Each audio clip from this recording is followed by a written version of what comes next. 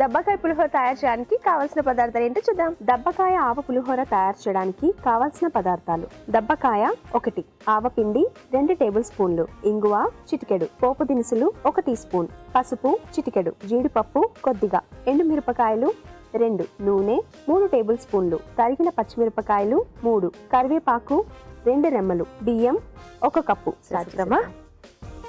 కొంచెం సిమ్లో పెడతాను. సో ముందుగా ఆయిల్. ఏ వ్రతం చేసినా మన వినాయకుడికి దండం పెట్టుకునే మిగిలినవన్నీ ప్రారంభించినట్టు ఏం చేయడానికన్నా ఫస్ట్ ఆయిల్ వేసుకోవాలి. పల్లి అండ్ ఈ జీడిపప్పు వేయించి పక్కన పెట్టేసుకో. ఓకే. సో పులిహోర ఎలా చేస్తామో సేమ్ అలానే ఇక్కడ దబ్బకాయ ఏంటి జ్యూస్, అది ఎంత అందంగా ఉంది చూడండి ఈ కలర్ అసలు. అవును, నూనె కాగే లోపల అవును, పింకిష్ కలర్లో బాగుంది. ఈ కలర్లో చీర డై చేయించుకోవాలనిపిస్తుంది. అవును, చాలా బాగుంటుంది.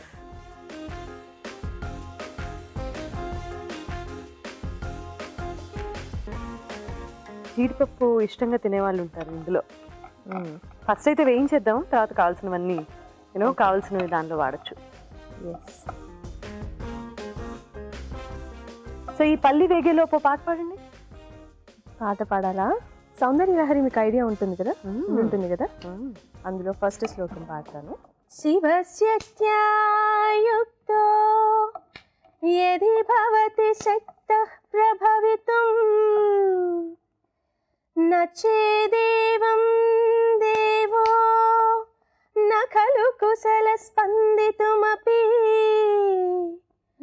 అతస్త్వా ఆరాధ్యా హరిహర విరించాదిభిరపి ప్రణంతుం స్తోతుం వా కథమకృత పుణ్య ప్రభవతి. బాగుందిగా? బాగుందా? ఏమో కొంచెం టెన్షన్ లో పాడేసాను, మీరున్నారు కదా ఇక్కడ. ఈ సెట్ లో ఫస్ట్ టైం మీరు పాట. అవును, కంటిన్యూ చేయండి అయితే. వంటలు ఇంకా చాలా బాగా వస్తాయి. ఓకే సునీత గారు, పల్లీలు జీడిపప్పు వేయించి పక్కన పెట్టేసుకున్నాను. మామూలుగా వాడేదానికంటే పులిహోర కాబట్టి కొంచెం ఆయిల్ ఎక్కువే పడుతుంది. ఓకే, అంటే అది కొంచెం ఊరి సాయంత్రానికి ఇంకా బాగుంటుంది. అవును.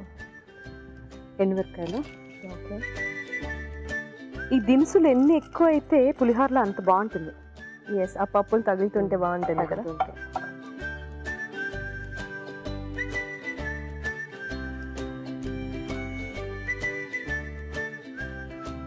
పసుపు ఎక్కువైనా ఫ్లేవర్ మారిపోతుందా అని నాకు ఎప్పుడు డౌట్. కానీ పులిహోరలో పసుపు బాగానే వేస్తారు కదా? పులిహోరలో పసుపు వేస్తారు. కరివేపాకు చిట్టపట్లాడుతున్నాయి. పచ్చిమిరపకాయలు. ఓకే, ఇంగు వేసేస్తున్నాను. ఓకే, ఇంగువనా?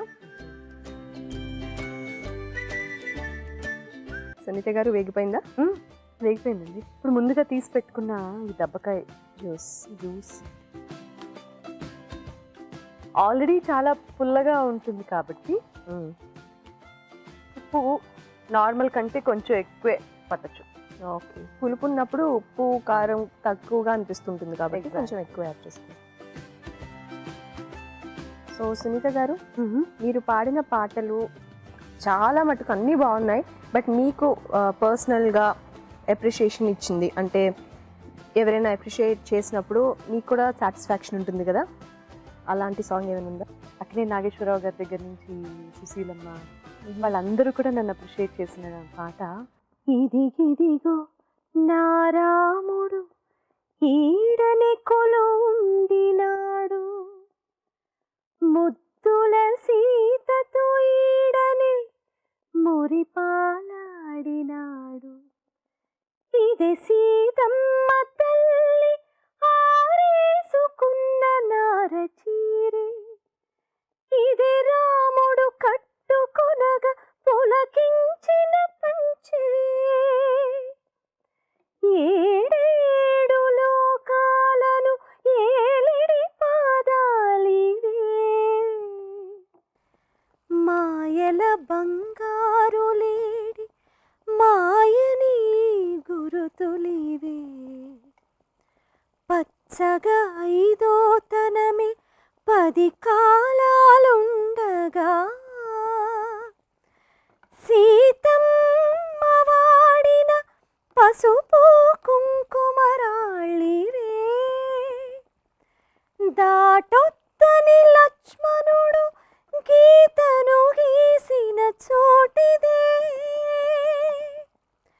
అమ్మను రావణుడెత్తుకుపోయిన ఆనవాళ్ళివే ఇది ఆరాముడు నడయాడిన పుణ్యభూమి మరి నారాముని కీడ నిలువ నీడలేదిదేమి నిలువ నీడ లేదిదేమి. ఇది గూస్ బంప్స్ వచ్చేసాయి నాకు. సో ఇది చాలా అనిపిస్తోంది. ఓకే, బాగా మరిగిపోయింది. పాట పాడడం వల్ల మరిగిందని చెప్పకండి. మీరు కూడా అదే చెప్తున్నారు అనుకున్నాను. లేదు. ఆవపిండి రైస్ తీసుకోవడమే కదా. అంతే అండి. సో ప్యాన్లోనే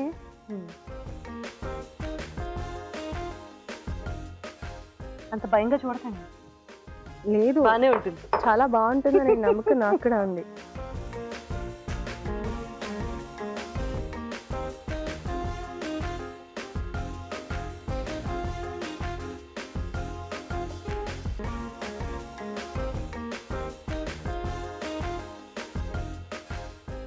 సో దబ్బకాయ ఆవ పులిహోర రెడీ. చూసారు కదండి, దబ్బకాయ ఆవ పులిహోర రెడీ అయిపోయింది. మరొకసారి దీని తయారీ విధానం చూసేద్దాం.